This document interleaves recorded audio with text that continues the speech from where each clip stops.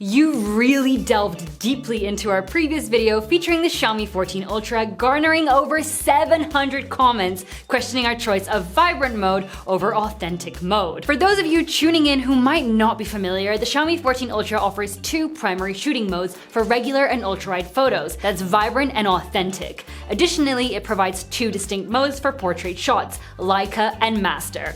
And in this video, we will go through each mode in detail with side-by-side comparisons so that you can see exactly how each mode performs and what the Xiaomi 14 Ultra can do. Whether the outcome is good or bad, well, as always, it comes down to personal preference, and I will only be pointing out the facts. But before we get into this video, hey, I'm Olive, your host here at Versus, and I'd like to thank Hide Me VPN for sponsoring this video. Make sure to check out the link in the description to get your first 3 months free, but more on that later. First, let's go over each mode and talk about what they actually do.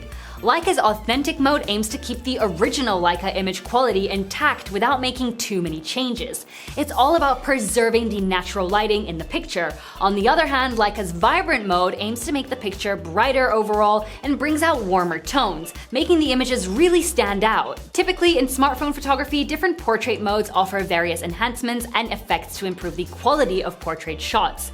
Leica mode aims to replicate the characteristics of Leica lenses, known for their sharpness and color rendition, while Master aims to offer additional features or enhancements tailored to specific photography styles or preferences. Let's begin with some standard wide photos.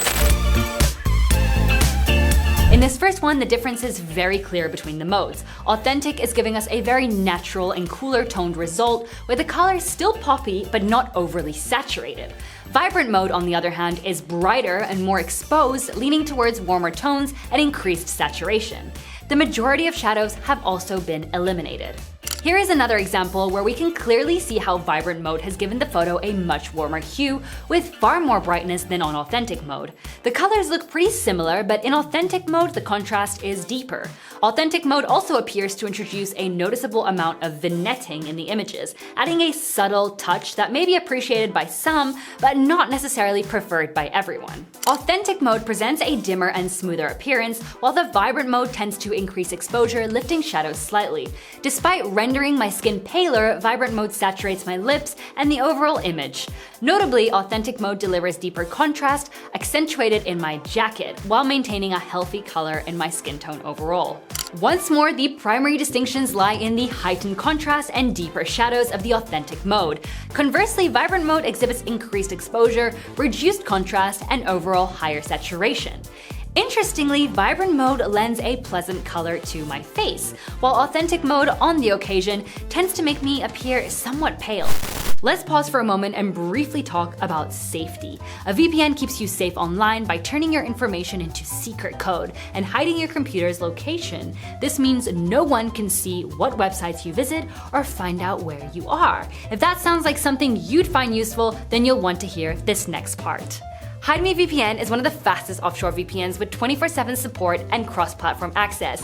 Enjoy 10 GB speeds across 2,300 servers globally. You can also navigate the web with a trusted ally, SmartGuard, proactively guarding against malware, tracking, ads, and phishing threats in real time. Plus, they don't store logs, ensuring your actions remain yours. Best part, you can start for free. Click the link in the description to secure your online freedom with Hide Me VPN. Simple, secure, and yours. We also tested both modes in low light conditions, and I must admit, the outcomes were unexpected yet intriguing. So we decided to throw in a little blind test and see what you guys think. The majority of you voted for the vibrant mode, and although you weren't aware that it was a test between authentic and vibrant mode, I'm pretty sure you would have thought that the vibrant mode is authentic mode, as your reasons for choosing photo B was because it had a more natural look. Some of you even said you see absolutely no difference whatsoever, so these results were very interesting to read. Surprisingly, in this scenario, authentic mode has produced a more vibrant and saturated image, which is somewhat perplexing, and I find myself unable to pinpoint the reason behind it.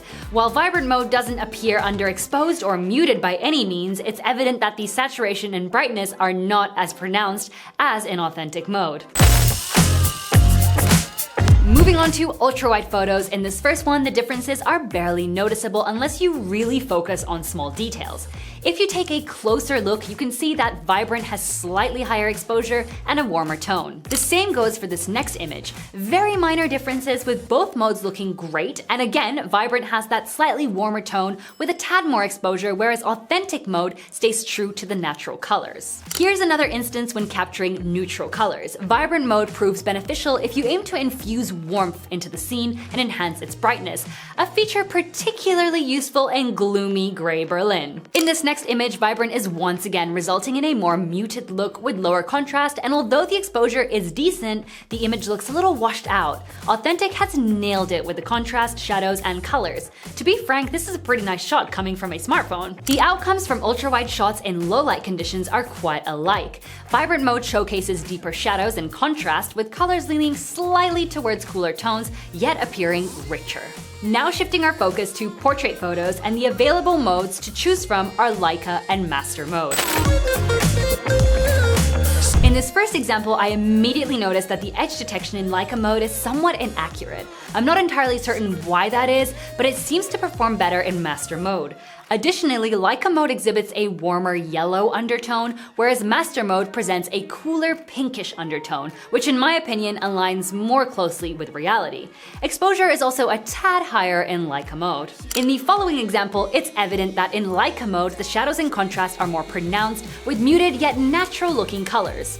The image truly resembles one captured by a professional camera, which is really impressive. On the other hand, in Master mode, the shadows are elevated, contrast is subdued, and colors appear desaturated, giving the photo a somewhat washed out appearance. Nonetheless, the exposure is notably well balanced. Here, Master mode is looking very natural with great exposure with the right amount of contrast and well-balanced shadows. The colors pop nicely without looking oversaturated. Leica mode has punchy contrast with relatively high exposure, which is slightly washing out my skin tone as well as the sky. Portrait in low light shows that Leica once again has higher contrast and warmer saturated colors.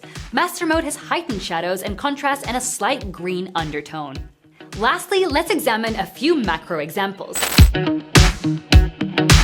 These outcomes caught me off guard, as the Authentic mode appears brighter and more saturated than the Vibrant mode. It leaves me wondering what the reason behind this is. We even had to cross-verify the details of the photos to ensure they weren't mistakenly labeled, but nope, that's exactly how they turned out. The same thing has happened in the next example, although it's slightly less obvious. Authentic mode has higher exposure and the colors are brighter and more saturated. Is anyone else experiencing this with their Xiaomi 14 Ultra? Definitely let us know if you are and why you think that is. So that concludes our thorough review of Xiaomi's various shooting modes. While there's much more to explore in this remarkable flagship smartphone, these were the fundamental modes we delved into. Let us know what you think in the comments below, and which mode do you prefer? In our opinion, it's difficult to say exactly which mode is considered better, as they all have their own unique qualities. As we saw between Vibrant and Authentic mode, the results aren't always as you'd expect them to be, so perhaps taking photos in both modes is a good idea, and then having the option to decide later which you prefer. As for Leica and Master modes, both deliver decent results that work for different situations. Be sure to check out some of our other camera comparisons featuring the Xiaomi 14 Ultra, and as always, give this video a like if you enjoyed it, and don't forget to subscribe to be a part of our Versus community if you aren't already. With that being said, we will see you in our next video, and until then, take care.